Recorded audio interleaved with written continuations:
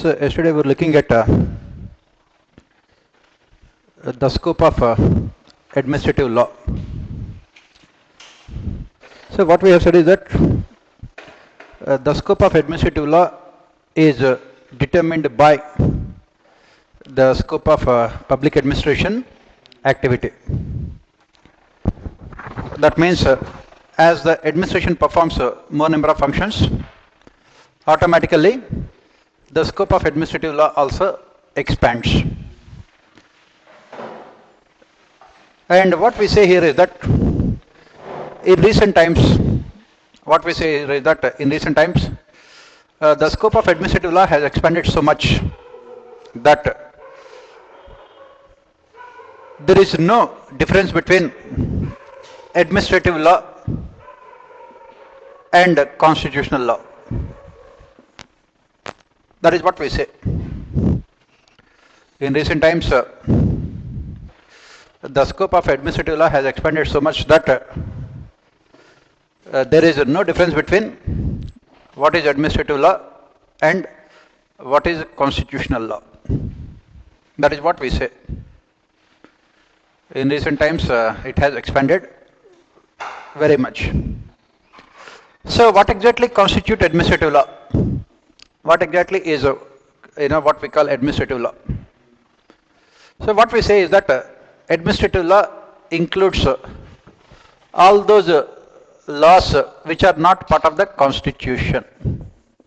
That is what we said. It includes all those laws, rules and regulations which are not part of the constitution. Which are not part of the constitution. That is what we say. It includes all those laws, rules and regulations which are not part of the constitution. So what are we saying here? So apart from constitutional laws, what else we have? We have what we call statutory laws. What we have is statutory laws. Statutory laws means those laws which are framed by the legislature, parliament. Statutory laws. And we also have what we call presidential orders.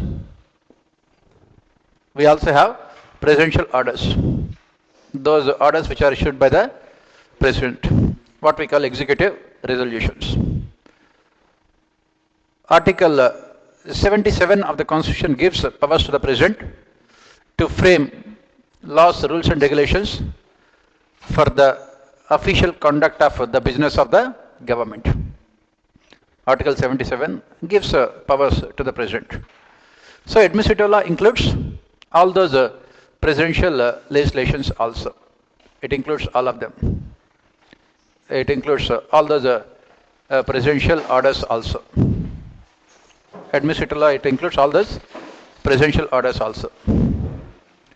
All those legislations which are all those rules and regulations which are issued by the President of India for the official conduct of the business of the house. Right? That is what we say. So administrative law includes anything and everything which is not part of the constitution. Which is not part of the constitution. It includes statutory laws as well as presidential orders. Now proceeding further, what we have said is that this administrative law, the scope has expanded so much in recent times that it is very difficult to differentiate between what is administrative law and what is constitutional law. So let us look at the evolution of this administrative law, how it has evolved over a period of time. Let us see this evolution of administrative law. So what we are saying here is that going back to the British times, during the British times the administration was only performing what we call regulatory functions, maintenance of law and order and generation of revenue. So what are the examples of administrative law during the British times? Indian Police Act 1860, then CRPC, Criminal Procedure Code 1861, then IPC, Indian Penal Code, then 1860, then 1860-61, right? Then we had this Indian Evidence Act 1872, Evidence Act 1872, then sedition laws 1894, then we had Official Secrets Act 1923. So these are all what we call administrative laws during the British times. All these laws had given huge amount of discretionary powers to the British administration. And that is the reason why we said administrative law is a negation of rule of law. It is an evil. It gives huge amount of discretionary powers to the officials without ensuring any kind of accountability also. After independence, as we have said, India had opted for what we call it as a welfare state. After independence, India had opted for a welfare state. So we had come out with so many laws, administrative laws. For example, the land ceiling legislation, which was included in the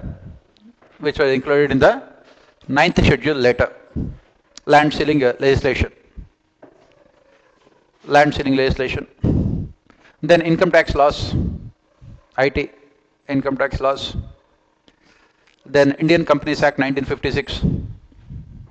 Indian Companies Act 1956. Then when Indira Gandhi had come to power, she had come out with so many administrative laws like nationalization of banks. Nationalization of banks. Then abolition of privy purses. Abolition of privy purses. Then MRTP legislation. MRTP, Monopolies and Restrictive Trade Practices Act, MRTP. Then FERA, Foreign Exchange Regulation Act. Then nationalization of trade in food grains. Nationalization of trade in food grains.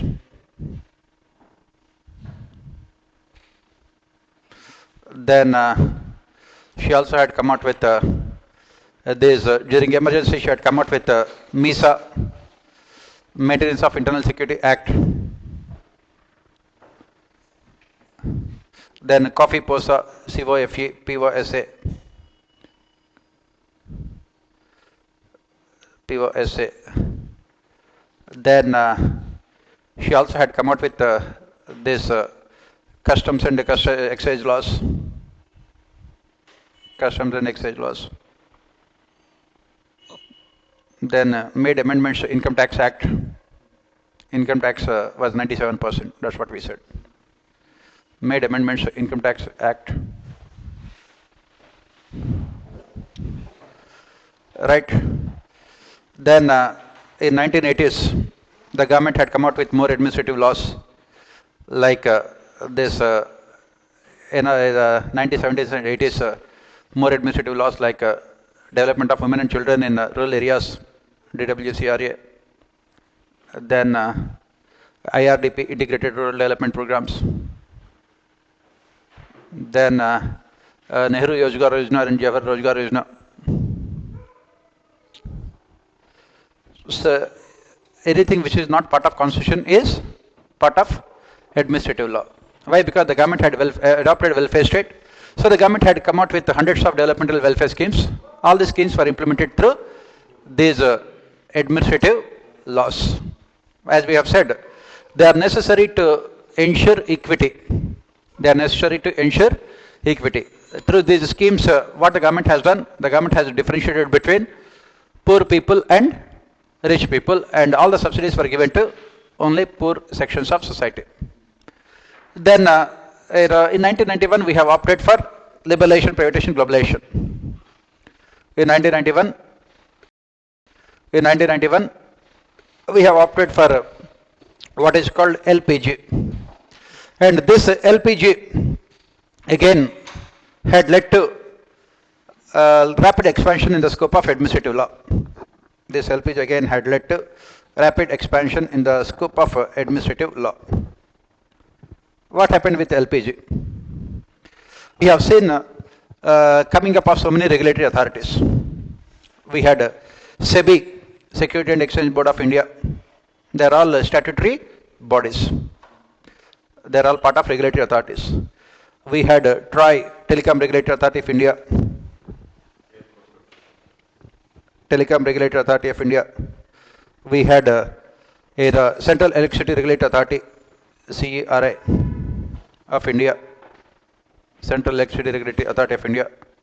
Then we had IRDA, Insurance Regulatory Development Authority. Then we had PFRDA, Pension Funds Regulatory Development Authority. Then we had CCI, Competition Commission of India.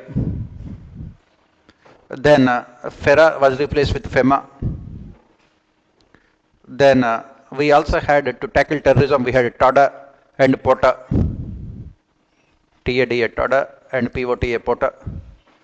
Then we had other tribunals like Human Rights Commissions,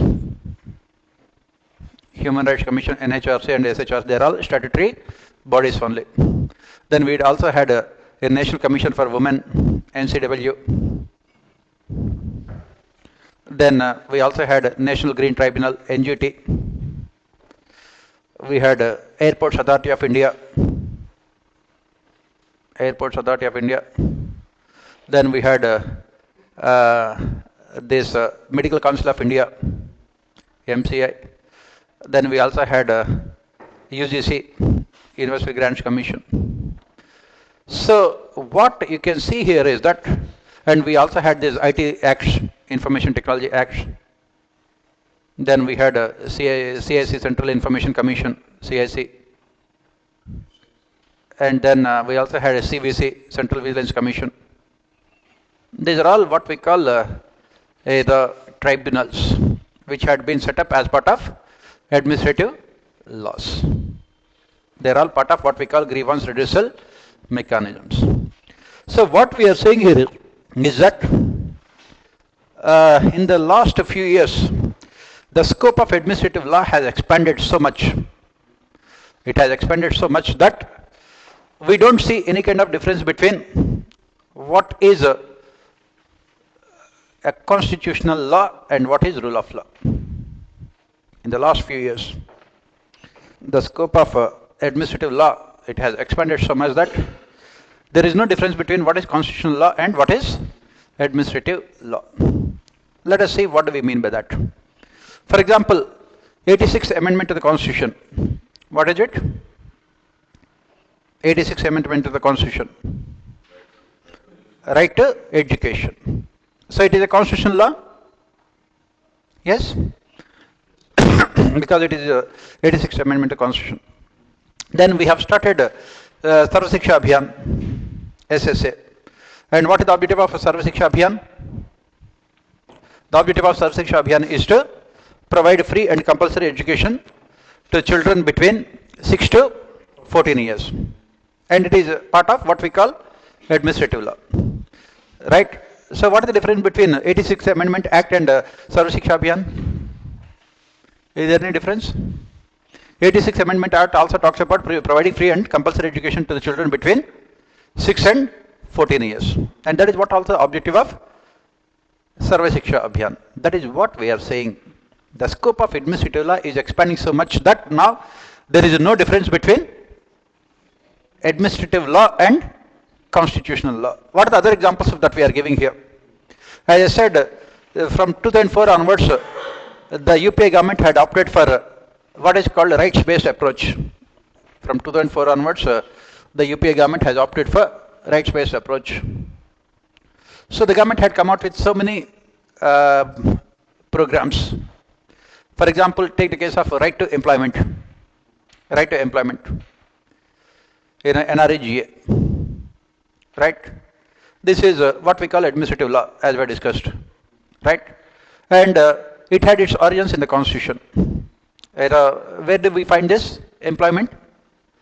In Directive Principles of State Policy, DPSPs. So it is also constitutional law as well as administrative law. Then we had there is a Forest and Tribal Rights Act. Forest and Tribal Rights Act. Forest and Tribal Rights Act. Again, it had its origins in the Constitution, where again DPSPs. DPSPs. Similarly, take the case of Food Security Act. Food Security Act. And which article of the Constitution basically talks about this? Right to life and liberty. Right to life and liberty. Right? Similarly, take this NRHM, National Rural Health Mission, which is later renamed as this PMJAY, Pradhan Mantri Jan Arogya Yojana. Again, it is part of Article 21, right to life and liberty. Right to life and liberty includes right to have good health also. And then similarly take the case of RTI, right to information. Right to information. It is part of right to freedom. It is part of DPSPs, Direct Principles of State Policy, and it is also part of your fundamental rights, right to information. Right. Similarly, what we have done is that we had these commissions also, National Commission for Other Backward Castes, OBCs. Initially, it was a statutory body, and then later it was converted into constitutional body. Initially it was a statutory body, and later it was converted into constitutional body. So this is what we say at the end of the day. At the end of the day, what we are saying is that this scope of administrative law has expanded so much that if you look at all these legislation that we are talking about, can we call them as administrative laws or constitutional laws? That is what we are saying here. All of them are a part of constitution. All of them have been enacted by the legislature to realize the ideals enshrined in the constitution.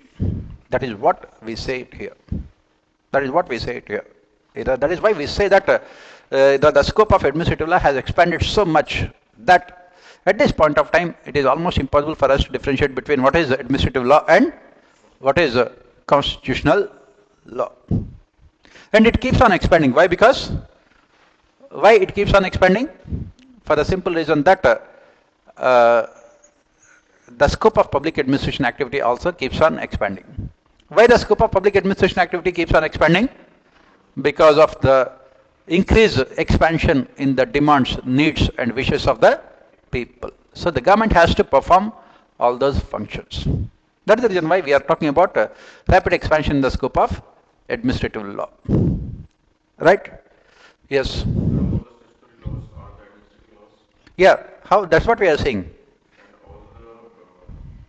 What we are saying is that all the statutory laws that we are talking about here, we have given examples here. All of them are there only to fulfill the ideals which are enshrined in the Constitution. That is the reason why all these administrative laws, we can call them as also constitutional laws. That is the reason why we are saying that at this point of time there is no difference between what is administrative law and what is constitutional law. Right? So this is what we say. And administrative tribunals, if you remember, we have discussed all of them in Indian administration, all the regulatory authorities, what are the problems and what are the solutions, everything. Yes? Right. So from this topic, administrative law and delegated legislation, we can move on to the next important topic, administrative behavior in our syllabus. Administrative behavior. So what are we discussing as part of administrative behavior? What are we discussing as part of administrative behavior? We are looking at, as part of administrative behavior, we are looking at theories of motivation. Theories of motivation, leadership, communication, and decision making. Theories of motivation, leadership, communication, and decision making. Then we are also looking at theories of morale, MORALE. Then we'll also look at these systems and contingency theories. All these things we'll be looking at as part of this topic. And what is the study material for this topic? The study material for this topic is these administrative thinkers Prasad and Prasad, and of course the notes which I had given to you.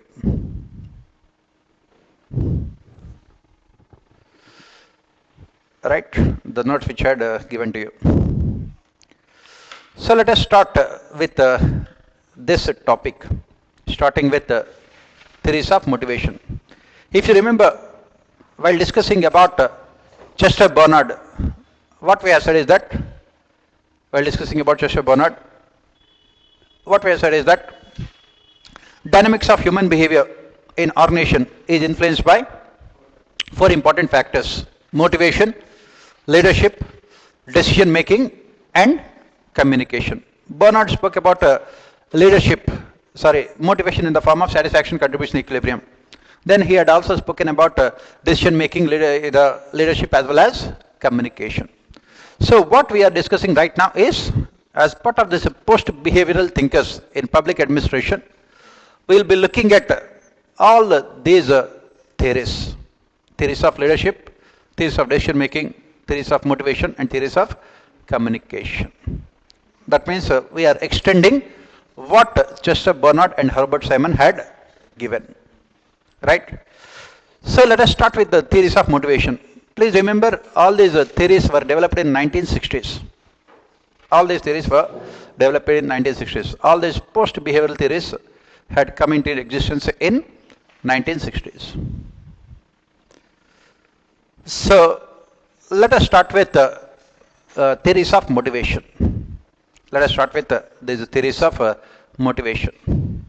So what are we discussing here as part of theories of motivation? What are we discussing here? So what we are discussing here as part of theories of motivation, we will be looking at what is this motivation? Who are the thinkers who have contributed to these theories of motivation? We will look at the traditional and modern theories of motivation. Right? We will be looking at them.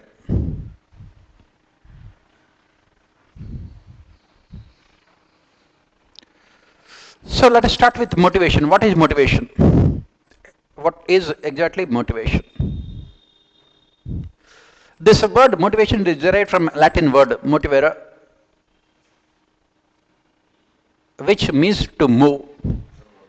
M-O-T-I-V-A-R-A, which means to move. As you know, in English language, most of the words are taken from either Latin or Greek. So, which means to move from existing position, to move from existing position. So, let us try to look at what exactly it is. What are we talking about? We say that motivation has three important components. It has three important components. What are they? First one is deficiency of a particular need.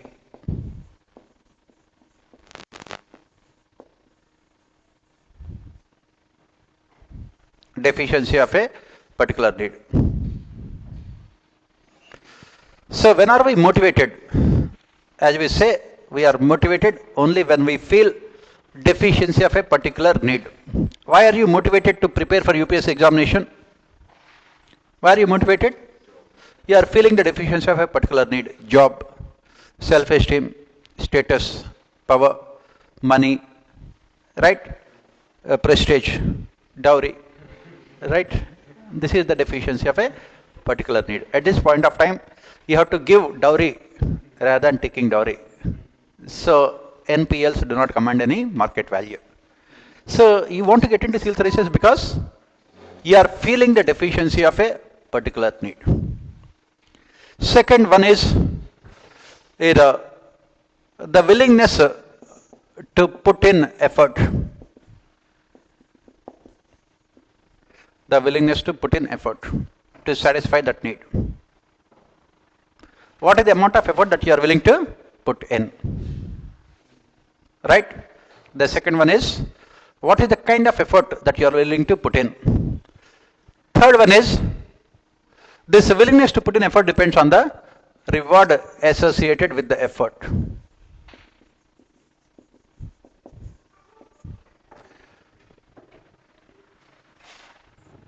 It depends on the reward associated with the effort. For example, you don't mind studying for 12 hours, 15 hours a day. Why? Because the reward associated with the effort is very, very attractive, very good. When you get into IAS or IPS or IFS or IRS, you have, very good life in front of you. Right? On the other hand, if you are preparing for Group D services, do you have to work so hard? Obviously not. So, that is what we say motivation. It has these three important components. One is the deficiency of a particular need. And second one is the willingness to put that kind of hard work. And the third one is the reward that is associated with the effort. The kind of reward that is associated with the effort. That is what we say motivation. For example, take the case of our Prime Minister Narendra Modi only. In 2002, when this post-Godhra violence took place in Gujarat, he was almost untouchable. Nobody wants to speak to him, even in the BJP also. And Vajpayee wanted to remove him as the chief minister. So many minority community people were, massacred. It was a state-sponsored communal violence. Right? So at that point of time, even within the BJP also, there was no one to support him. Very few people supported him. It was his mentor, L.K. Advani, who strongly supported him. And of course, Arun Jaitley also strongly supported him.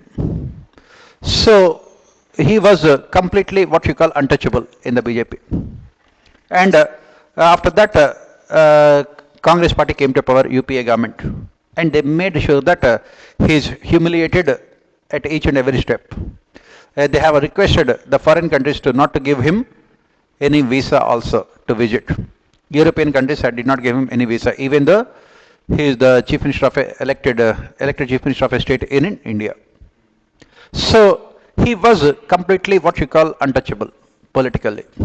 And even some of these opposition chief ministers also have said that if Modi comes to their state, they will arrest him also for what they have done. Nitish Kumar joined hands with BJP, and one of the conditions that was put up by Nitish Kumar to join hands with BJP in Bihar was that Narendra Modi should not come and campaign in Bihar. That was how he was. Nobody dared to support him. Then he had this kind of desire, the need to be recognized by others, to have that kind of self-esteem, to become popular, to become powerful. And then he started working very hard. And he worked really very, very hard to convert Gujarat into a developed state. And by what happened? By 2013, when the BJP was to decide who should be their prime ministerial candidate, they could not find anyone better than Narendra Modi. In 2014, he was the most popular person in the country. BJP could never imagine winning elections on its own in its so many years of existence. Even Vajpayee also, the maximum number of seats they got was only 180 seats. And by 2014 had become the most powerful person in the country. The same Nitish Kumar, who said that I don't want Modi to come and campaign, would plead with Narendra Modi, please come and campaign in my state. Right? That is how the things have turned around for Narendra Modi. Why? Motivation. He was desperately feeling the need to be recognized by others. He was desperately, looking for what we call recognition from others, self-esteem. And that is how he had. And that is the reason why he always took revenge against all those people who had betrayed him when he was facing crisis. That is the reason why he could never forget what Congress party had done to him. And that's the reason why he would always make sure that Congress party would be completely destroyed. And the That is the reason why he would never give interviews to private television channels. Because all these English channels were the ones who really were brutally critical of him.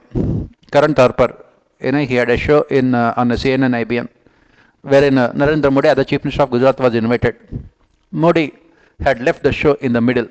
You can watch those YouTube videos also, because he could not answer the questions. And after that, he made sure that he would never invite, he would never address a single press conference. He knew his weaknesses. He can be a great orator when he is speaking without any kind of interruption. On the other hand, he cannot take questions. He cannot give answers. So he recognized his weaknesses. And that is the reason why from 2014 onwards till now, he has not addressed a single press conference. And what did he do? He started using social media to reach to the people directly, without via this press. That is what he has done. And then he worked very hard, as I said. At least he created perception among the people that he is very, very hardworking, sincere, and honest. That is the reason why he keeps on winning elections. That is what we say motivation. How desperate you are to succeed, to achieve your goal, is what that really decides your effort that you are willing to put in. To look at why we have more number of people preparing for UPSC from UP and Bihar. Why? Because in both these states we don't have any private sector. We don't have any infrastructure or industrialization. So the only way through which people can have security regarding their life is by getting into government jobs. And there is so much of tough competition. And that is the reason why you can see that they work so hard. You go to in Old Nagar, you can see they just close their rooms, doors, and they study for hours and hours together. That is the desperation. How successful you are in your life is decided by how desperate you are to succeed in your life. If you are desperate, you don't mind any of these problems.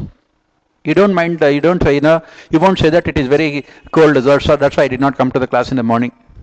You don't say that I cannot attend class for more than 2 hours. You don't say that I cannot study for more than 5 minutes in an year. Right? You will not come out with all these excuses. That's what I always say. You can give me 100 excuses for not studying. I'll give you only one reason. You want to get into services. That is how desperate you are. That will decide your success. That is what exactly is called motivation. Your motivation levels are always decided by your desperation for success. How desperate you are to achieve success, to satisfy your needs. And that is the reason why we say that success will come only to those people who are not at all satisfied. The moment you are satisfied, you will never become successful. You will never grow up in life. For example, what is the reason why Rahul Gandhi is not at all successful? Why? Because he cannot work hard. Why? Because he is not motivated. He is not motivated. He is more than happy with what he has. He is able to lead Congress party without any accountability or responsibility. And as and when he wants, he will take a break. He will agitate for 1 day and take break for 6 months. He cannot work hard. Politics is a 24/7 job. And you don't see in Congress party anyone doing like that. Right? Still Congress party is winning some seats because there is no other alternative to BJP. That is why they are winning. Will Rahul Gandhi ever become Prime Minister? Not at all. Why? Because he doesn't have that kind of zeal. He doesn't have that kind of motivation to succeed. I remember I told you, Rajiv Gandhi, when he became the Prime Minister also, he did not have good command over Hindi language. Because all these people, they study in foreign countries only. On top of it, he married a foreign lady also. So in electioneering, people would make fun of him because of his Hindi language. I said in one of those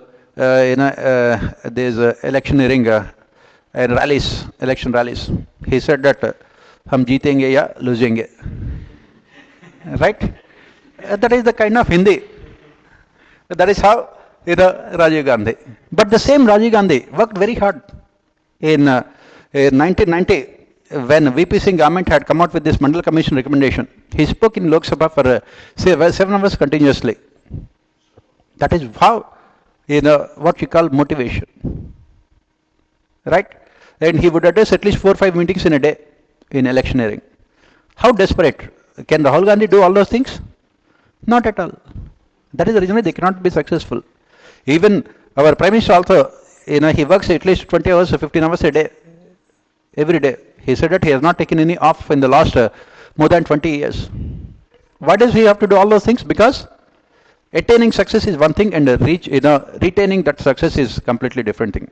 People can become successful, but retaining that success for longer periods of time. Take the case of someone like Sachin Tendulkar. He played top level cricket for 25 years. Imagine how much amount of motivation that is required. There are many people who are more talented than him, but they don't have discipline and hard work. Simply they don't have that kind of motivation. And that is what we say motivation is. Now proceeding further, let us look at the theories of motivation. Theories of motivation. We divide these theories of motivation into traditional and modern theories of motivation. Traditional moral theories of motivation. We divide them into what is called content theories of motivation and process theories of motivation. Content, C-O-N-T-E-N-T, content, and process theories of motivation, P-R-O-C-E-S-S. So what are these? Content theories of motivation basically talk about what of motivation. What is motivation? What is there in motivation? What is the content of motivation? Content theories of motivation. Whereas modern theories of motivation, they talk about how of motivation. How to achieve this motivation. So, who are these thinkers? What are these motivational theories? We can say that Frederick Taylor was the first motivational thinker. Frederick Taylor. Why? Taylor was the first person to talk about motivation. He said that human beings are always motivated by monetary incentives. Money is the most important motivating factor for the people to work in organizations. They are all motivated by money, which is also true. At the end of the day, money is what that really motivates people. Right? Then we also had human relations thinkers like Elton Mayo. Human relations thinkers like Elton Mayo. And what did they say? Money is necessary but not sufficient. What are the other factors that motivate people? Social and psychological factors. Social and psychological factors are the ones that motivate people, according to Elton Mayo and others. But we don't call Taylor or Mayo motivational thinkers. We don't call either Taylor or Mayo as motivational thinkers because their theories focused on something else. Their theories focused on something else. Motivation is only one of the components of their theories.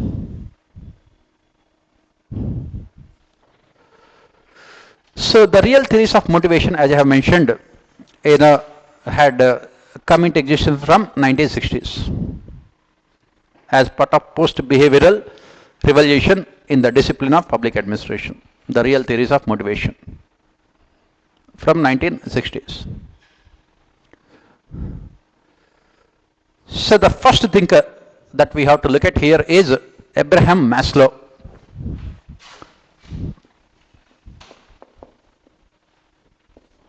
Abraham Maslow.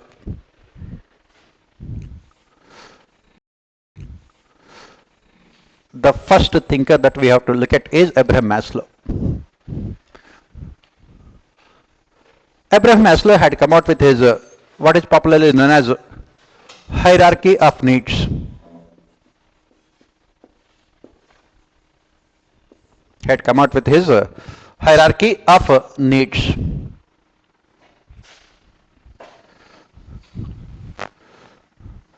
Maslow was basically a psychologist, and he conducted extensive experiments in United States of America. He conducted extensive experiments in USA to find out the factors that really motivate people to work in organizations. Why do people work? To find out the factors that really motivate people. What are the factors that motivate people to work, right? So on the basis of these experiments, he had come out with what we call the hierarchy of needs. He said that it is the deficiency of needs. It is the deficiency of needs that really motivate people to work. Deficiency of needs that will motivate the people to work. People to work. So he said that people have 5 different levels of needs. On the basis of the experiments he had conducted, he concluded that every person has 5 different levels of needs. 5 different levels of needs. At the lowest level, he called it as basic needs. Basic needs or physiological needs. At the lowest level, basic needs. What are the basic needs? Food, clothing and shelter, roti kapda or makan. That is what. You are working because you need to satisfy these basic needs. If you have to survive as a human being, you must satisfy. Is it possible for us to live without food? Normal human being, 1 or 2 days. Punjab is 1 or 2 seconds. Right? We cannot survive without food. Right? Can we live without any house? Not at all. These are the basic needs, of what you call them as physiological needs, which are required by our body to sustain itself. So according to Abraham Maslow, when people start working, their first objective, their first motive is to satisfy basic needs. Second one is, he called them as safety needs. Safety and security needs. Safety and security needs. What do you mean by that? Today you had your food. What about tomorrow? Today you are living in a house. What about tomorrow? You are living in a rented house. Tomorrow the house owner will come and say that get out. What will you do? You will become outstanding person. Right? You need to have security regarding your life. You need to have a good job. You need to have a constant and continuous source of income. Right? You need to have good health. You need to have less insecurity regarding your future. What we call it as safety and security needs. This is the second level of need according to Abraham Maslow. The third level of need according to Abraham Maslow is what is called social needs. Social needs. So what are we saying here as part of the social needs? What we are saying here is that human beings, as we say all the time, are social animals. So you need to have your own friends, family, companions and everyone else. That is what we call social needs. That is the reason why the moment you have some safe and secure job, regular income, you think about the next step, that is to have your own family and other social needs. Right? Then according to Maslow, the fourth level of need is what he called it as self-esteem needs. Self-esteem needs. The fourth level of needs is what we call self-esteem needs. What are these self-esteem needs? What are the self-esteem needs? What is self-esteem? Yes, what is self-esteem? Or let me put it differently. How many of you have self-esteem? Yes? Have? Yes or no? You know, when you are smiling or laughing, I don't know what your answer is. Yes or no? Yes? Yes. Okay, very good. What is it then? What is it? What is self-esteem?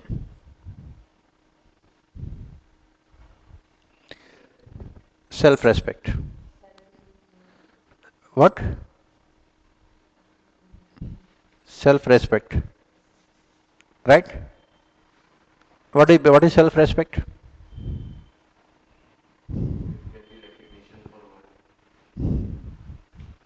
So, when we talk about self-esteem, we say it has two important components. One is having respect for oneself.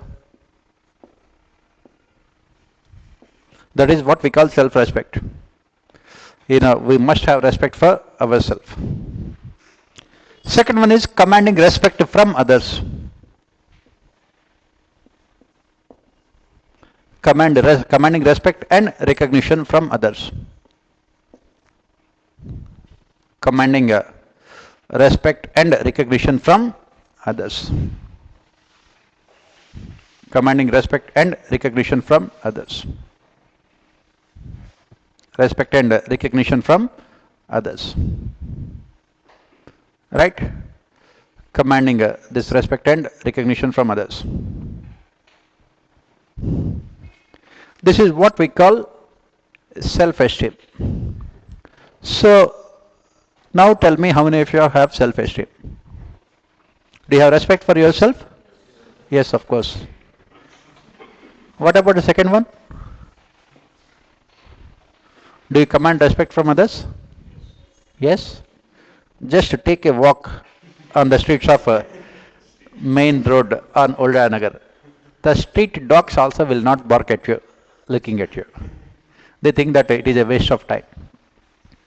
Do you command self-esteem? Yes or no? Yes? Does anyone recognize you? I am asking a question. Forget about human beings, even street dogs. Right? They know that, you are more useless than them. Why should they recognize you? Yes? Right? Let us accept it. That, yes. No. They started barking at you. Just try it again. As we said, entire behavioralism is based on empiricism.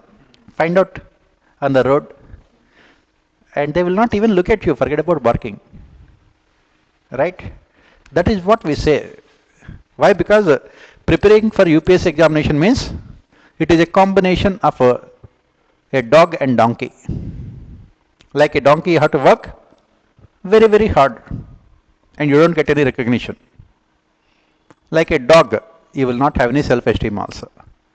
Dogs will always be staying outside the house. Right? So when will you have self-esteem? Only when you get into services. Yes? Yes or no? At this point of time in your household, do your parents have any kind of respect for you? Yes? Yes. Did they ask you not to, did they ask you to become outstanding people? Standing outside the house? Don't worry. Wait for another one more year. Right? Then you will remember my words. Yes, at that point of time, what Sir has said was absolutely right. Right now, out of their love and affection for you, as we said, social, man, out of their emotions, they are doing all those things. After 1 year, they will say, if you want to prepare, prepare.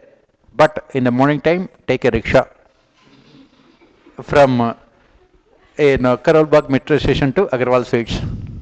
10 rounds. And after that, you prepare. That is what they will say. Right? So that is what we say. As long as you are preparing for this examination, you don't have any kind of self-esteem. You will have only self-esteem once you get into services. Once you get into top services, your name will be there in magazines and newspapers, and in your city, people will come and take your interview because you got into IAS. Your name will be there in newspaper articles. You'll be giving interviews. That is what is called self-esteem, recognition. Right? Yes or no? That is what exactly. And that is what exactly Abraham Maslow has said. He said that the next level of need is self-esteem. People want recognition from others. Every person, we have more than 7 billion people on this earth. Everyone has this need to be recognized by others. Do you want to be popular, or do you want to be innocuous somewhere among the crowd? What do you want? Do you want to be popular or not? Obviously, everyone has this kind of need. Every person has this kind of need. You want to be recognized by people. You want to be respected by people. You want to be popular among everyone else. Not only you, even Narendra Modi also has this self-esteem needs. Everyone has this. Right? Whenever he has free time, what does Modi do? He will be browsing news channels to look at himself only. Self-esteem. Right? So that is what we say self-esteem need. To be recognized, to be respected, to be popular in the society. That is what Abraham Maslow has said. Once your social needs are satisfied, then you want to achieve something so that you can get recognition. That is the reason why we have this kind of silly things also, like Limca Books of Records. You are walking backwards 20 kilometers. Why? Because recognition. Walking backwards 20 kilometers. What do you get by walking backwards? But you will get a record. And nowadays, that is the reason why you can see on social media, people want that kind of 2 minutes of recognition. So they come out with some very controversial statements. Automatically, they'll get self-esteem, especially these celebrities. Nowadays, this Twitter and Facebook. So you keep on commenting on something, right? And you will get your own self-esteem, recognition. Immediately, television channels will ask for your interviews. And you have your 2 minutes of fame. That is what every person has this need. That is the reason why we have all these things, Facebooks and Twitters and Instagrams, everything else. Why? Because we want to satisfy our self-esteem needs. And you are putting a post on your Facebook account, immediately you will see how many likes it has. Right? Right? And I'm not talking about you people. You will not be reading your own post also. You can have Facebook only when you have face. Right? Right? Nobody recognizes your face. Where is the question of having book also? Writing about a book about your face. Right? I'm talking about celebrities. I'm talking about celebrities. So that is what we say self-esteem. And the last level of need, according to Abraham Maslow, is the self-actualization needs. Self-actualization needs. The highest level of need. Self-actualization. So Maslow was inspired by this religious text, Bhagavad Gita, while explaining what is self-actualization. He read it, and that is when he came out with this concept of self-actualization. What is this self-actualization? Once our self-esteem needs are fulfilled, Maslow has said that we try to achieve what is called self-actualization is. What is the meaning of the word self-actualization? What is the meaning of the word self-actualization? It is also called self-realization. Basically, it means realizing our true identity in this world, realizing our true self.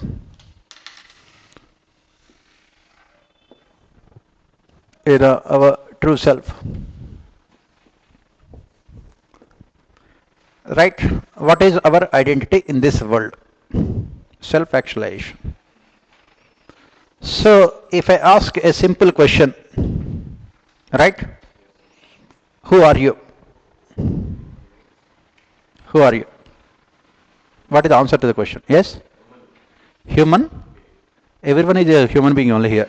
I am talking about yourself. If you have any doubts about your human being, I will clarify. And if you think that you are a human being, you are neither human nor being, right? Who are you?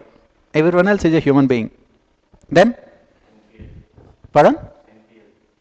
NPL. That is your status. Not identity. That is your status. You are NPL today. Tomorrow you can become IPL. That is your status. But who are you? Engineer. That is your education. But who are you? Pardon? Good person. Right. I don't have to say anything there. That is your nature. If you are a good person, that's your nature. And who are you? Pardon? That is your present status. Like NPL, he said, it is in a more reformed version, it is called UPSC aspirant. Right? In a more reformed version, it is UPSC aspirant. NPL, it was more blunt. Right? Right. In some time back, all these countries were called poor countries. Now, it is United Nations, and they felt that this poor countries is not good, so they are called developing countries. India is a eternally developing country, all the time, always. Right? So, who are you? Pardon? Soul. Very good. And do you have any soul in the first place? Right? What is the identity of your soul? Who are you? Pardon? Myth. Right. I am talking about your reality, not myth. Who are you? What is your identity in this world? Pardon? No one. Then where are you living? When you are nobody? Pardon? To become someone. What is that someone? Right? That will be your profession. Who are you? Indian. That is your nationality. Right? Do you take birth as Indian? No, you take birth as human being and die as human being. Indian is only your nationality. Then, who are you? Pardon? That is your relation. That is your relation. That is your profession.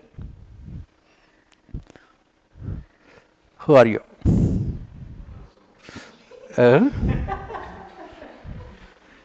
Who are you? Idiotic person.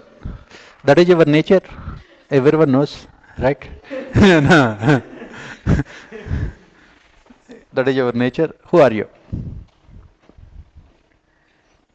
This is what exactly the question that was there in the mind of Lord Ram also.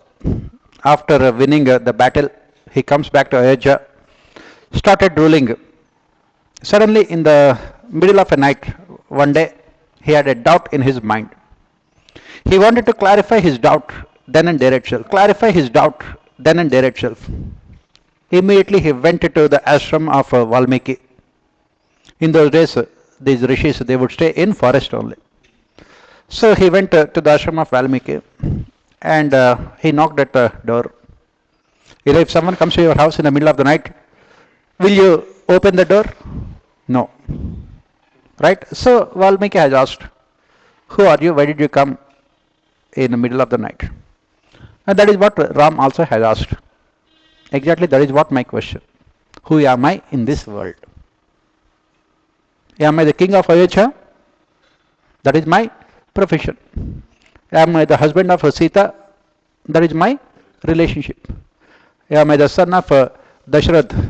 That is again part of my relationship. Who am I in this world? That is the doubt. And that is what we say self-realization or self-actualization. Finding out our true identity in this world. Self-realization or self-actualization. The same doubt was expressed by Adi Shankaracharya. He also asked the same question, who am I in this world? And he started asking this question in a more rhetorical manner. He asked the question, am I the sky? I am not the sky. Am I the mountains? No, I am not the mountains. Am I the fire? No, I am not the fire. Am I the forest? No, I am not. Am I the clouds? No, I am not. Am I the earth? I am not. Then who am I? That is what the question he has asked. And then what is the ultimate answer to this question, whether it is Bhagavad Gita or Advaita philosophy or overall Hindu philosophy talks about it? The ultimate answer to the question is what Adi Shankaracharya has said, what Hindu philosophy talks about is I am God. That is what we say self-realization. Aham Brahmasmi. That is what he says. I am God. I am none other than God. That is what is called self-realization or self-actualization. I am God. I am the divine soul. I am nothing but the divine soul that has created me. And the soul within me, what we call it as inner soul, is not different from the divine soul, that is God. That is the difference between Hindu religion and other religions. That is what is called Advaita. Advaita means non-duality. That means there is no duality in this world. The person in front of you is nothing but your own incarnation, and all of you are nothing but incarnations of the divine soul. There is no duality in this world, and that means every person, every other human being on this earth is nothing but an incarnation of the divine soul. So what is our ultimate objective in our life according to this self-actualization? We must realize the fact that we are none other than God. That is what we must do all through our life. The highest level of need is self-actualization needs, self-realization. The body that we have, is nothing but a cover for our soul. The soul within us is nothing but the divine soul, what we call God. And what we say in other religions, there is a difference between God and human beings. But Hindu philosophy says that there is no difference between God and human beings. The ultimate pursuit of human life is to realize the fact that they are none other than God. And what is God then? What is God? What is divine soul? Don't say God. What is God? I'm not asking who is God. Who is God means you can give all kinds of names. You can say Ram, Krishna, Shiva, or Christ, or Allah, or all these things depending on your faith. Right? But what is God? You give all those lesser gods names. Right? Even the above God is there in front of you. Right? But what is God? What is God? I'm not asking who is God. What is God? Motivation, fear. God is fearless. God is not fearful. Pardon? God is not faith. It is not belief. Creator. What do you mean by creator? What is God? When we say there is no difference between you and God, what do you mean by that? You are also the creator. No, you are the creator. You are the creation as well as the creator. How did these people become gods? Whether it's Ram or Krishna or Shiva or Christ. How did they become God? How did Gautam Buddha become God? Pardon? How did they become God? They have taken birth as human beings, right? Then how did they become God? Why did we worship them? What are the qualities that made them gods? That's what I'm asking. Yes, universal love, unconditional universal love, sacrifice, and selflessness. That is what that will make you God. The problem is that in this world, everything is identified with something else. For example, you say that my family, my country, my caste, my religion. That means you are differentiating between the people. When God has created human beings, this kind of differences are not there. Right? Why did Jesus Christ become God? Why did he become God? Because he sacrificed everything. Selflessness, sacrifice, and universal and unconditional love. What were the last words of Jesus Christ? He was pleading with God. God, please don't punish all these Roman soldiers who were causing harm to me because they don't know what they are doing. That is the ultimate, what we call love, unconditional. You are able to love those people who are causing harm to you also. And that is what exactly Gautam Buddha also has spoken about. That is what exactly you can see the lives of these people also. Why did Ram become God? Not because he killed Ravan. That is the part of his duties as a king. He had become God, he has sacrificed. He has sacrificed his kingdom for the sake of the promise made by his father. He has sacrificed his wife to establish a rule of law.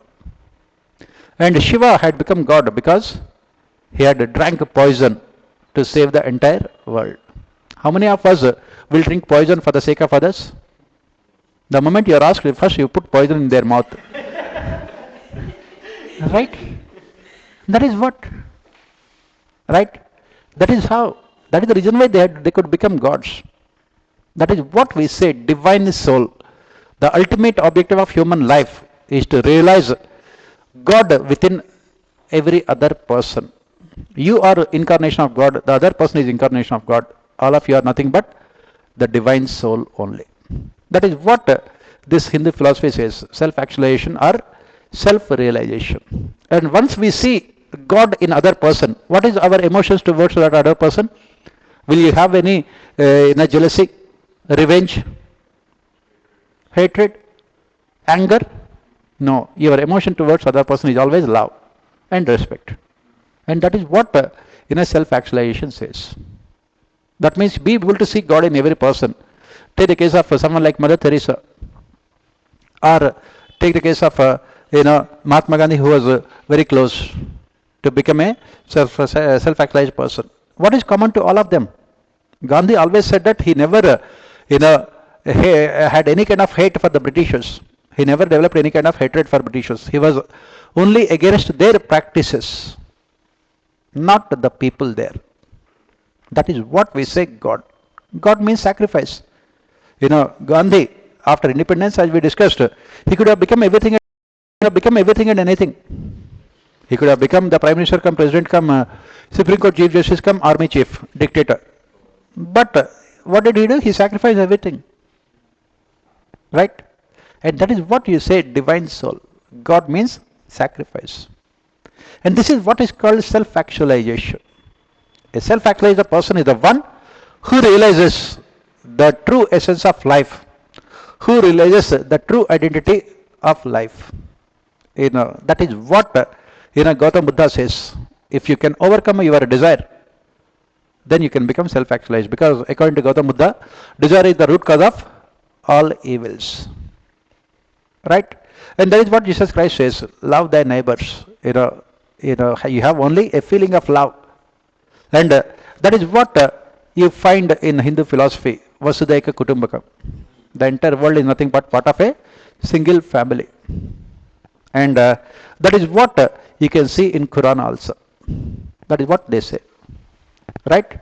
That is what you see. Almost all these religions, they only talk about universal brotherhood. They only talk about sacrifice and selfless love. Whatever may be the religion. And that is what exactly, if you happen to read, this Guru Granth Sahib, that is what Guru Nanak says. He says that have respect, have love, and always sacrifice. That is what every religion says. And that is what is called self-actualization.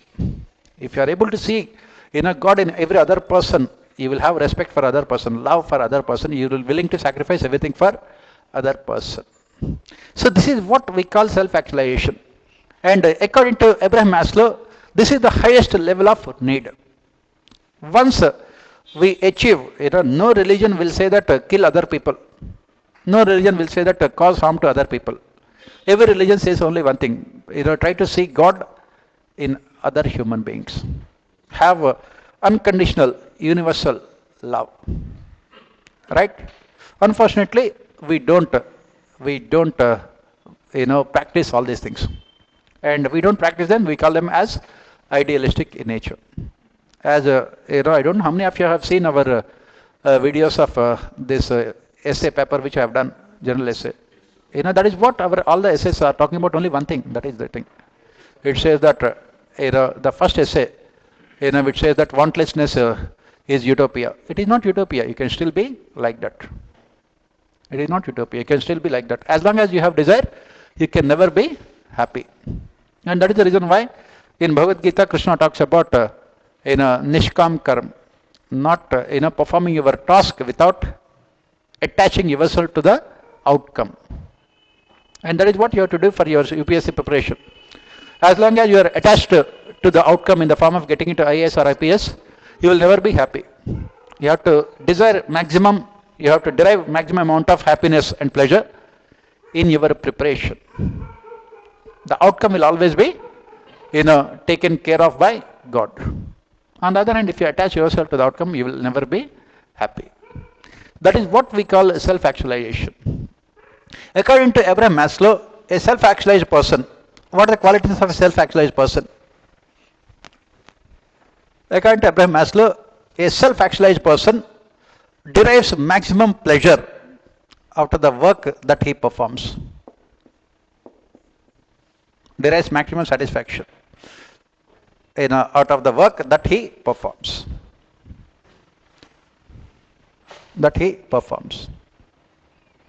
For him, the work itself is the biggest motivation. For him, the work itself is the biggest motivation.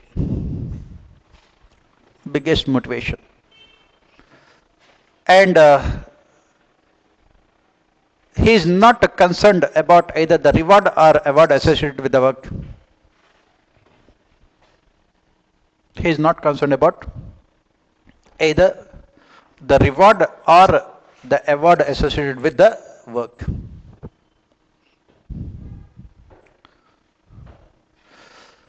And he said that a self-actualized person also has the ability to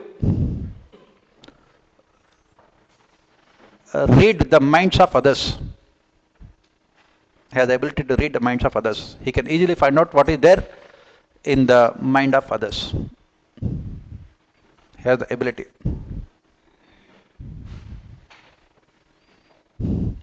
And he said that a self-actualized person also has a very good sense of humor, because happiness is the ultimate objective in life. A self-actualized person also has a very good sense of humor. So this is what self-actualization, right?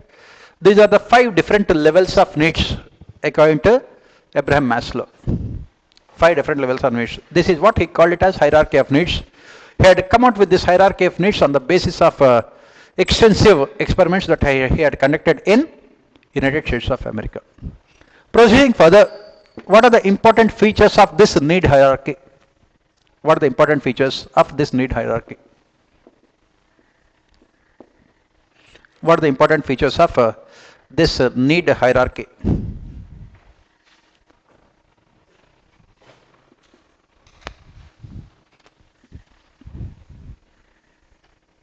What are the important features of this need hierarchy?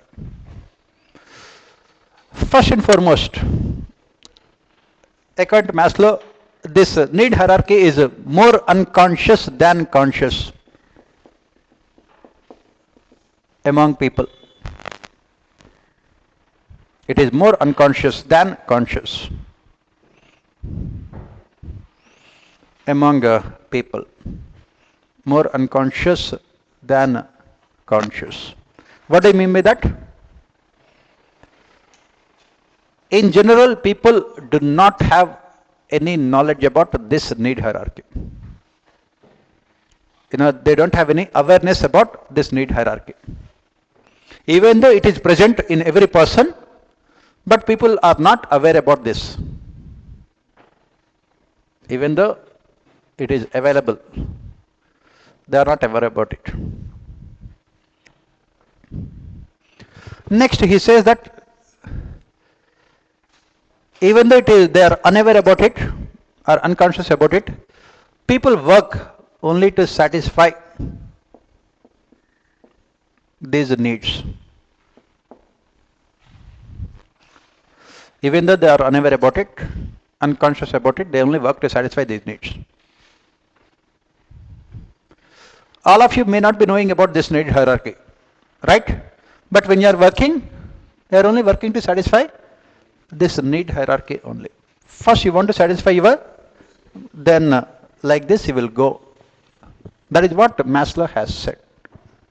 Even though they are unaware about it, they work only to satisfy these needs. Next, according to Maslow, once a need is satisfied,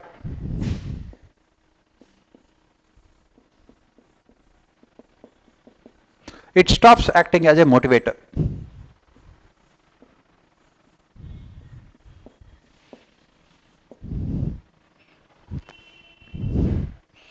Once a need is satisfied, it stops acting as a motivator. That means once your basic needs are satisfied, what do? You will work to satisfy safety and security needs.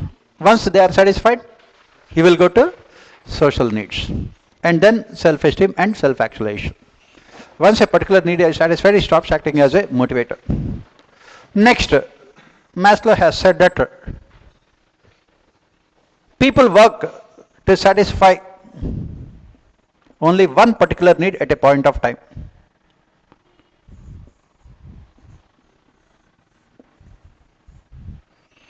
They work to satisfy only one particular need at a point of time. That means when you are working, either you are working to satisfy basic needs or safety or security needs or social needs or self-esteem needs or self-actualization needs. That is what he said. Next he said that human behavior is influenced by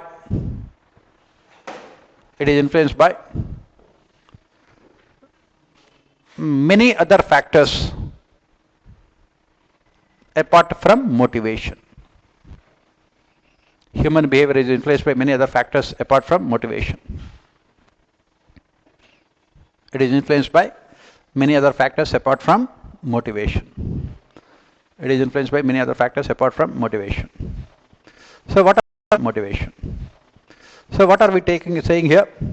It is influenced by social factors, other psychological factors. It is influenced by decision making within the organization. It is influenced by the leadership behavior within the organization, of which motivation is only one of those factors. This is what we say about Maslow's hierarchy of needs. He said that human beings are always motivated by deficiency of a particular need. He divided them into 5 different categories, and starting with basic needs to self-esteem, self-actualization needs. And he said that when people work, they work to satisfy only one particular need at a point of time. And once a particular need is satisfied, it will stop acting as a motivator. This need hierarchy is more unconscious than conscious. But when people work, they work to satisfy only these needs.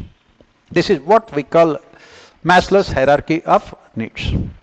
So proceeding further, let us look at the criticism of Maslow. What is the criticism of Abraham Maslow? Proceeding further. What is the criticism of Maslow?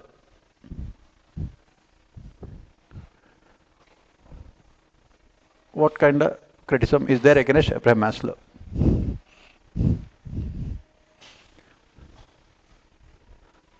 So first and foremost, critics have said that his need hierarchy, it is more popular than true. It is more popular than true. It is more popular than true. They also questioned his concept of self-actualization.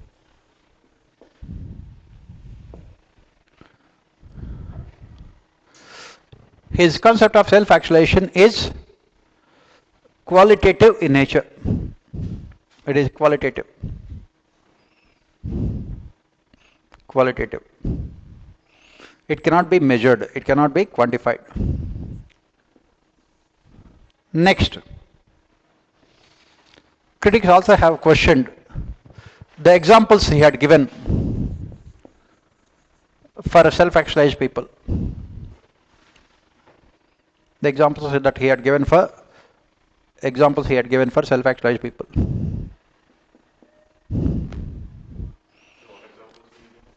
I'll come to those things, right?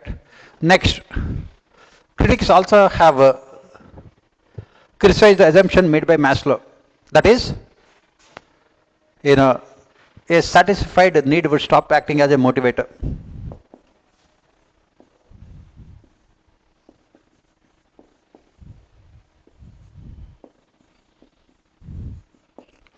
A satisfied need would stop acting as a motivator. They also questioned this assumption of Maslow. Then, the critics also have questioned this assumption of Maslow that when people work, they work to satisfy only one particular need at a point of time.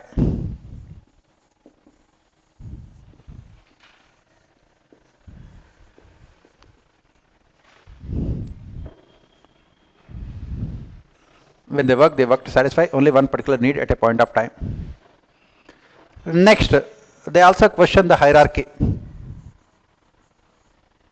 wherein he said that social needs, self-esteem needs, they also question the hierarchy. Then they also question the universality of this hierarchy of needs. Universality of hierarchy of needs.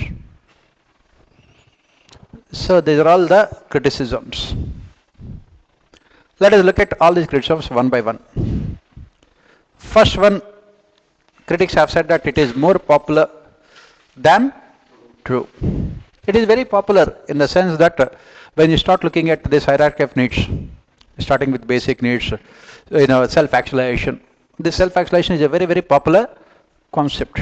You keep on discussing about it all the time. But is it true? Is there any empirical validity? Right? Is there any empirical validity? Have you ever seen any self-actualized person?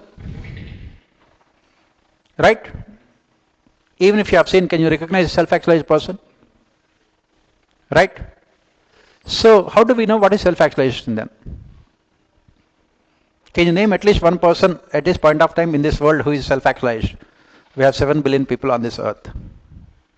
Will ever a self-actualized person come and say that I am self-actualized? Is there any special Aadhaar number for a self-actualized person? Like, in India we have passports for ordinary people, blue color, and for diplomats, different color of passport, red color, diplomatic passports. Right? In the same manner, is there any separate Aadhaar number? So how do you know who is a self-actualized person? What is the self-actualized person? And how, can you quantify? Can you say that I am 20% self-actualized? Can you recognize? Obviously you cannot, because you have been seeing for the last 4 months. October 18 we started. Till you have not recognized the person in front of you. Right? Did you recognize? Yes? When did you recognize? I have to tell every day in the class. Every day I have to tell you people in the class that I am slightly above God. Imagine how embarrassing it is for a self-actualized person to say that he is self-actualized. Right? How do we find out whether a person is self-actualized or not? That is what we are saying here. These concepts are very, very interesting. But what is the practical utility of these concepts? And how do we quantify? How do we recognize a self-actualized person? I can easily find out whether the person is self-esteem or not, because looking at his popularity. But how do I know? Is there any, quantifiable criteria to find out who is a self-actualized person? Right? And what are the examples that we have given for self-actualized people? We have given the examples of, Gautam Buddha, or Jesus Christ, right? Or Guru Nanak, or all these religious preachers. But can you give me one example of a self-actualized person at this point of time in this world? Not exactly, I am coming to that. Apart from me, I am above self-actualized people, right? So you are getting it wrong again. Otherwise, anyone, can you give me examples? All these babas, babis, they are not self-actualized people. It is not art of living, art of money making, right? So a self-actualized person should never look for either reward or award. Right? You will get admission into this art of living only when you pay hefty amount. Right? So they are not self-actualized. Jaggi, Vasudev, all these people, they give one lecture and they will take 10 acres of land from the government. That is not self-actualization. That is completely capitalist. Right? Anyone? Why he should not have anything? Right? Why should you have foundation? A self-actualized person should overcome the identity of me and myself. Yes, he should not be spreading religion also, Mother Teresa. Not self-actualized. You are only working for the sake of work. Mahatma Gandhi is not self-actualized. Gujaratis can never be. Extremely cunning person, Mahatma Gandhi. Very, very cunning politician. He can never be self-actualized. Then? So you said they sacrificed. Abdul Kalam is not self-actualized because he was holding positions. A self-actualized person should not be holding any positions also. Sacrifice everything.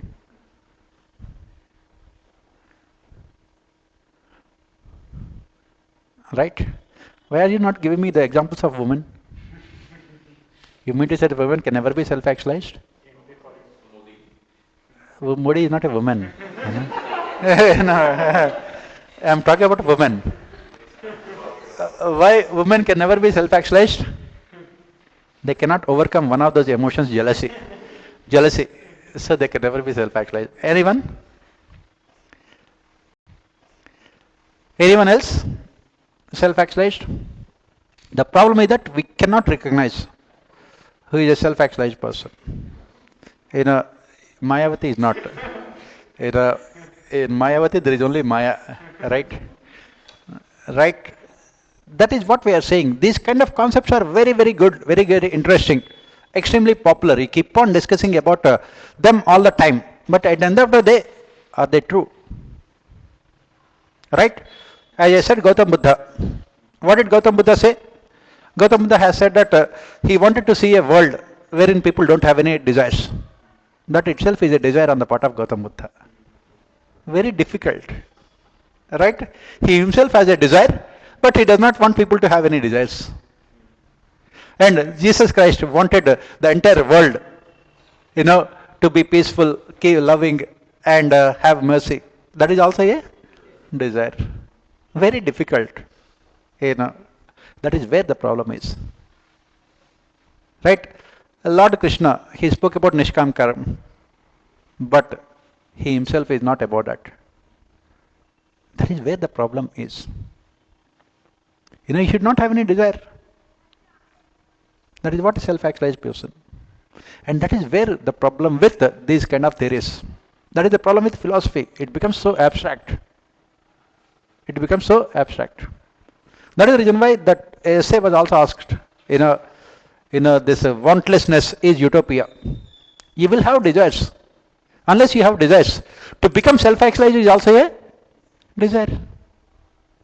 Yes? And as long as you have that desire, you will not become self-actualized. And to become self-actualized, you should not have any desire. Then that is where the problem is. Right? That is where the problem is. And the other thing we have said is that the examples given by Maslow for self-actualized people. What are the examples given by Herman Maslow for self-actualized people? Here the examples of white American male. He gave the examples of white American male. That itself is completely wrong. Can Americans ever be self-actualized? America is a capitalist society, so you can never expect Americans to be self-actualized. It is a capitalist society. And he gave the examples only white. That means other races, black and brown, others, they cannot become self-actualized. Only non-Americans cannot become self-actualized. And females cannot become self-actualized, which may be true. Right? We don't, argue with that. We don't argue with that. Right? That is where the problem is. The examples he had given also were completely wrong. He gave the examples of white American male. Right? Next, what are the other criticisms? There was so much of criticism about the need hierarchy. Right? All the things that he has spoken. He said that once a need is satisfied, it would stop acting as a motivator. Right? For example, self-esteem. That means you have a name, fame, status, popularity, everything. Once your self-esteem needs are satisfied, then you look for self-actualization. When you are working, you are only looking to satisfy your self-actualization needs. Is it the case in reality? Take the case of Narendra Modi. His self-esteem needs are satisfied? Not. His self-esteem needs are more than satisfied. Is there any person in India who does not know the name of Narendra Modi? Yes? Yes, he got the name. But when you are in India, you don't get the name. That's what. If you have to get recognition all over the world, then you have to become president of America. So there is no question of. Right? He has the power? Yes. Name, fame, status, popularity. Right? His self-esteem needs are satisfied. Take the case of, Mukesh Ambani. Money, power, name, everything is satisfied. Why is he working? Take the case of Amitabh Bachchan. Everyone knows his name. Right? Almost 80 years. Why is he working? If, take the case of Sachin Tendulkar. At the age of 40, he got Bharat Ratna. Right? Self-esteem needs are satisfied? Everyone knows. Then why is he working? What is the reason why Mukesh Ambani or Narendra Modi or Sachin Tendulkar or Amitabh Bachchan are working? According to Maslow, they should be working only to achieve self-actualization. Right? But are they working? When Narendra Modi works, his day starts with how to win elections. It ends with how to win elections. Is he working in a selfless manner? That is what self-actualization. When Mukesh Ambani works, will he say that from now onwards my business will only be on no profit, no loss basis? I don't want any profits. I want to only do charity. Reliance Jio means everyone should Jio. Does he say all those things? No. Amitabh Bachchan, has put this Instagram photos and everything, saying that I don't have any work, that's why I'm growing beard. He has everything in his life, right? He has money, status, power, everything. Then why is he still working? Same is the case with Sachin Tendulkar. What is the amount of money Mukesh Ambani has earned? It will be enough for the next 1000 generations. Right? It is true. Then why is he working? Why all of them are working? Because Maslow is wrong. All of them are working. If they are working, they must be working to satisfy their self-actualization needs. Because according to Maslow, once a particular need is satisfied, it would stop acting as a motivator. They must be working to satisfy self-actualization needs. But are they working to satisfy those self-actualization needs? Not. Then why are they working? Because all of them realized that they cannot become self-actualized. All of them realize that they cannot become self-actualized. All of them simply don't know what is self-actualization also. They are working because once you know that it is not possible for you to satisfy higher level need, what will you do? You come back to the lower level need. And you want to maintain the self-esteem. You want to have that self-esteem for longer periods of time. In 1975, when Sholay film was released, Dharmendra was more popular than Amitabh Bachchan. Right? Now where is he now? Dharmendra. Does he have the same kind of popularity as Amitabh Bachchan now? Why not? He stopped working long time back. When Amitabh Bachchan works, he is working to retain his popularity, retain his name and fame. When a Mukesh Ambani works, he wants to retain the number one position that he has. When a Narendra Modi works, he wants to retain his Prime Minister position for longer periods of time. When a Sachin Tendulkar works, he wants to retain his own popularity. That is what Maslow could not understand. When people realize that it is not possible for them to attain higher level needs, what do? They would come back and work to retain the lower level ones. So when Maslow says that a satisfied need would stop acting as a motivator, it is completely wrong.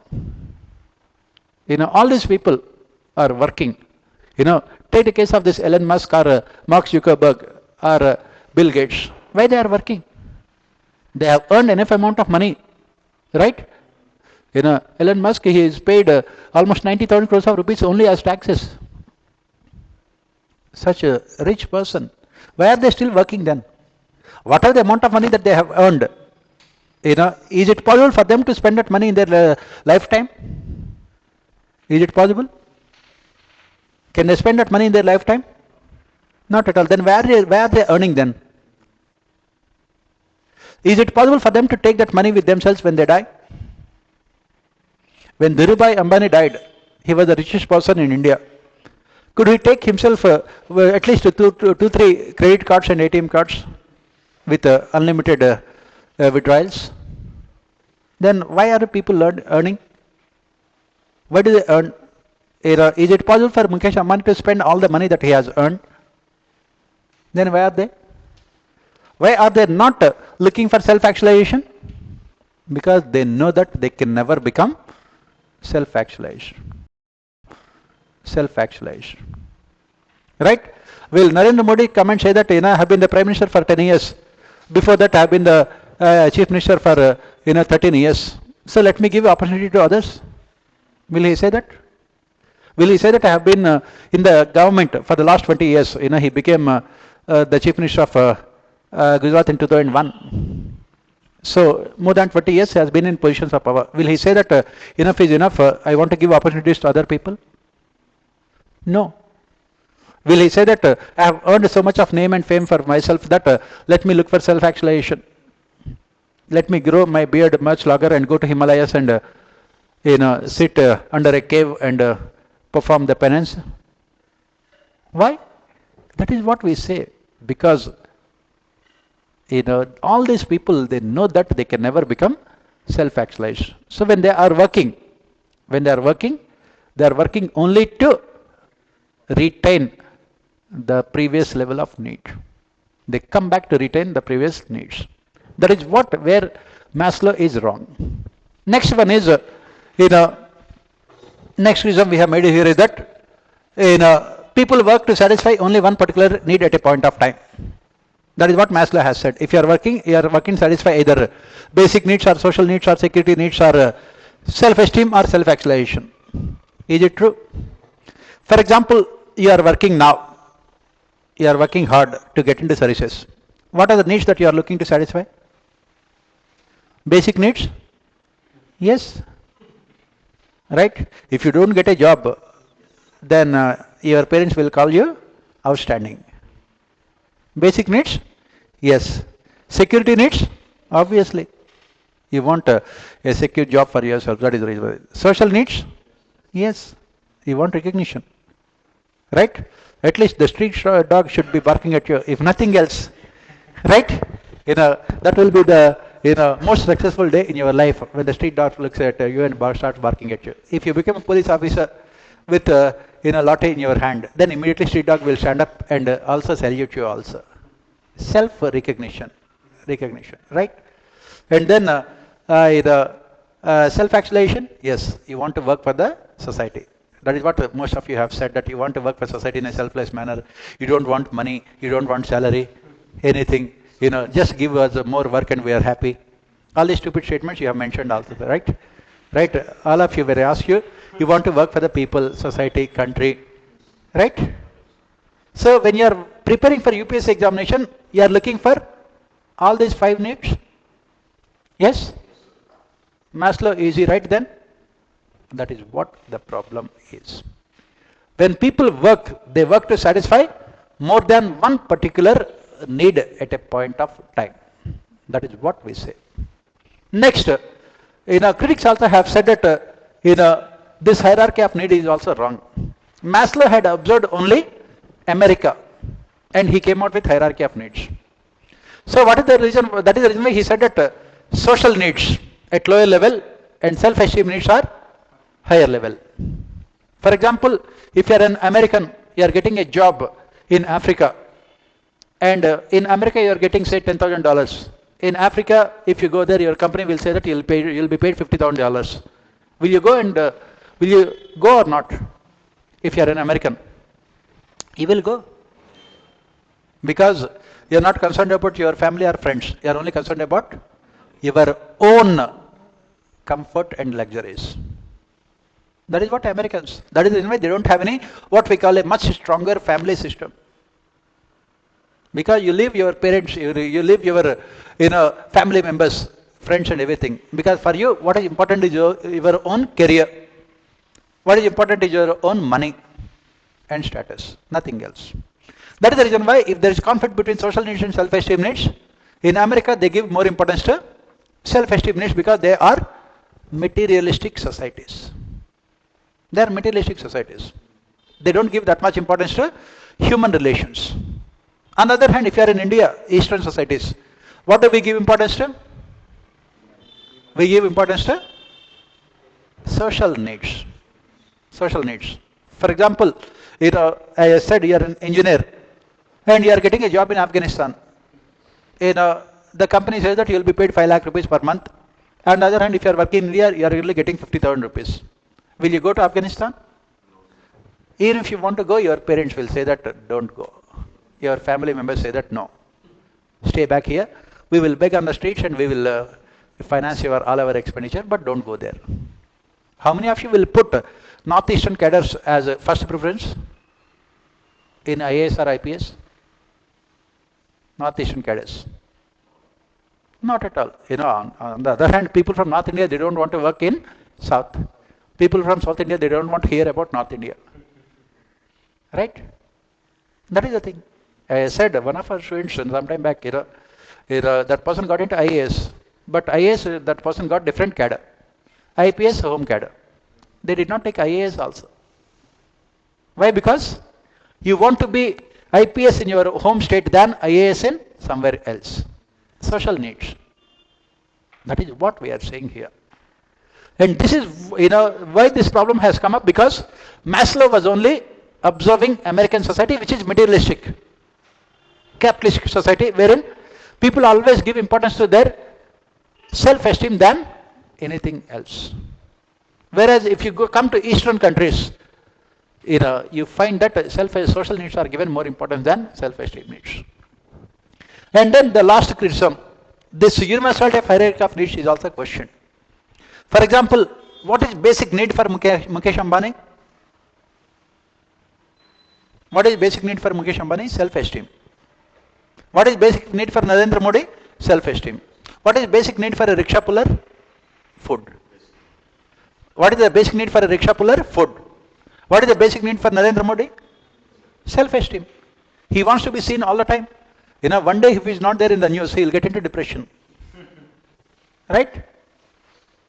That is what we are saying here. What is basic need for one person can be self-esteem need for other person.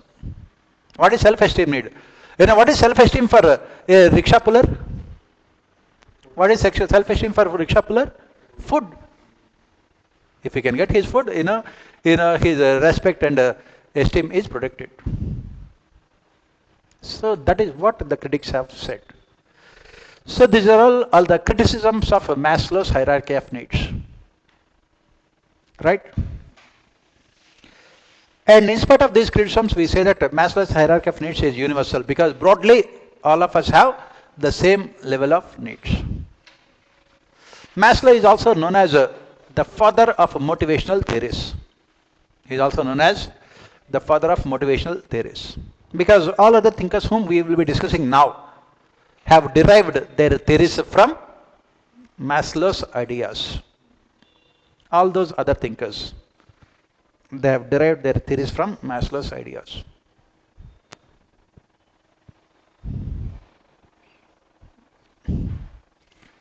So this is what we say Abraham Maslow. Then we can move on to the next thinker.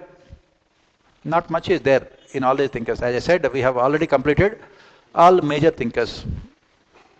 Right? Next thinker is Frederick Herzberg. Yes. For self-actualized person, the motivation is work itself. He gets maximum amount of pleasure and satisfaction in the work that he is performing. That is what Lord Krishna says, Nishkam Karma. You don't have any desire out of the work that you are performing, because this act of helping you is what that really gives me satisfaction. I am not looking for any reward or award, recognition or name. That is what motivation for self-actualized person. That is what Abraham Maslow also said. Work itself is the biggest motivation.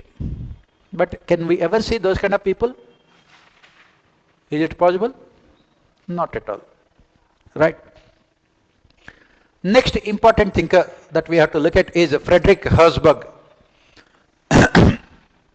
Frederick Herzberg. So what are we looking at here as part of Herzberg? Frederick Herzberg was also American thinker. He was an industrial psychologist. Earlier also we had spoken about industrial psychologists. Who was that person? Elton Mayo. What do these industrial psychologists do? They will provide solutions to the psychological problems faced by people in organizations. So in 1960s, what did Herzberg do? He had conducted extensive experiments. In 1960s, he had conducted extensive experiments in United States of America in various industrial organizations. In various industrial organizations, he had conducted extensive experiments. Why? To find out the factors that motivate people. What really motivates people to work in organizations? To find out the factors that motivate people. On the basis of those experiments,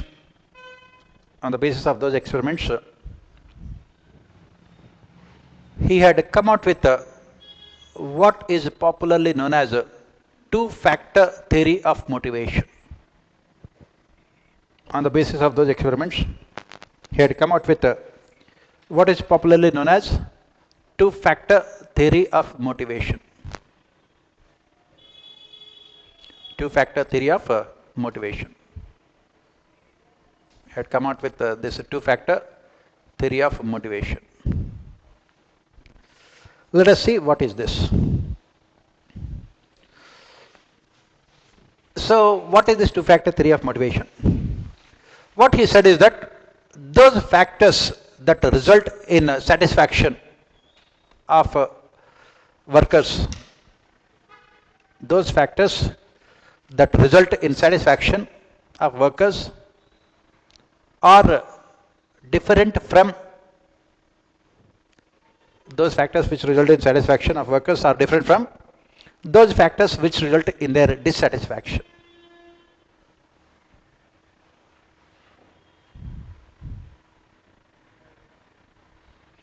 Those factors which result in their dissatisfaction. And he said that those factors which result in satisfaction, he called them as motivators. Those factors that result in satisfaction, he called them as motivators. And those factors which result in dissatisfaction, he called them as hygiene factors. Hygiene, hygiene factors. Satisfaction, he called them as motivators, and dissatisfaction, he called them as hygiene factors. Then, what else did he say? He said that opposite of satisfaction. He said that opposite of satisfaction is not dissatisfaction. Opposite of satisfaction is not dissatisfaction. It is no satisfaction. It is no satisfaction. Similarly, he said that opposite of dissatisfaction is not satisfaction. Opposite of dissatisfaction is not satisfaction. It is only no satisfaction. Opposite of dissatisfaction is not satisfaction, it is only no dissatisfaction. Opposite of what did we say? Second one. Opposite of dissatisfaction is not satisfaction, it is only no dissatisfaction. That is what he said. Confusing? Yes. Till now, whatever the little English you have learnt, very little, right? What is the opposite of satisfaction? Dissatisfaction. He says that no, it is not. Right? He is rewriting English language. Right? So he said that opposite of satisfaction is not dissatisfaction, it is no satisfaction. You are not satisfied does not mean that you are dissatisfied. That is what he is saying. You are not dissatisfied, it does not mean that you are satisfied. Confusing? Yes, highly confusing. That is why we are called them thinkers. Right? For example, let us see here, take the case of our classroom. So, what are the factors that results in dissatisfaction and what are the factors that results in satisfaction? For example, you know, you need a classroom, you need chairs, you need table, you need air conditioners and fans, lights and everything. Right? If they are not present, what happens? You will not be, you will be dissatisfied. If they are not present, you will be dissatisfied. Right? If they are present, are you satisfied? If the tires, tables, air conditioners, fans, then when will you be satisfied? When will you be satisfied? In every institute, these things will be there. That means you are not dissatisfied. But are you satisfied? Or when will you be satisfied? Only when whatever that is being taught to you in the class, you are able to understand. You are able to, assimilate. And most importantly, it is relevant from the examination point of view. When you go to the examination hall, you are able to write answers. That is when you are satisfied. Right? So, you can see the factors which result in satisfaction are different from the factors which result in dissatisfaction. For example, tomorrow onwards, I will say that let us have classes in the park in front of Agarwal Sweets, Shantiniketan, under a tree. Will you? You will not. Why? Because the conditions are not present. You need a classroom. You need, that ambience. There should not be any kind of, noise. And you need comfortable chairs. All these things are necessary. Then only you will not be dissatisfied. If they are not present, you will be, if they are not present, you will be dissatisfied. Nowadays it is very cold. That is the reason why you are also feeling uncomfortable. Right? Right? There are so many things that should be there for you. If you have to study, there are so many things. In the household, you require, heaters, air conditioners, fans, lights, table, chair, everything should be there. Then only you will tell your parents that you can study. You will put all those conditions. Right? That is what we say hygiene factors. If they are not present, you will be dissatisfied. If they are present, will you be satisfied? When will you be satisfied? Only when whatever that is being taught to you is simple, easy, and you are able to understand it, and more importantly, you are able to reproduce the same in the examination. Then you will be satisfied. And that is what exactly Frederick Herzberg has said. He said that those factors which result in dissatisfaction are different from those factors which result in satisfaction. For example, what are those factors which result in dissatisfaction if they are not present? Classroom, air conditioners, fans, lights, chairs, a table. These are all the factors. If they are not present, they will result in dissatisfaction. But what results in satisfaction is the lecture, the quality of lecture, and also the relevance of what is being taught in the class. Every day I come to the class and I will talk something nonsense, right? Then you will not be satisfied. That is what we say. Whatever that is being taught should be relevant. You should be able to understand. You should be able to reproduce. That is what Frederick Herzberg has said. He said that those factors which result in satisfaction are different from those factors which can lead to dissatisfaction. And which result in dissatisfaction, he called them as hygiene factors. Which result in satisfaction, he called them as motivators. That is what his two-factor theory of motivation. I think we can stop it here for now. And after the break, we will continue. Yesterday, have you attended the class? Yesterday, have you attended the class? Right? You have seen, because as you could see, almost every question that we have discussed in Indian administration was from the class. That means you are satisfied. Right? Motivators are present. Right? That is what. So after the break, we will continue with this. Tomorrow, I don't think people don't want to come hygiene factors because the classes are as usual are enlightening in nature, but you don't have any transportation also. So that is the reason why, as I said, from Monday onwards we will have extra class.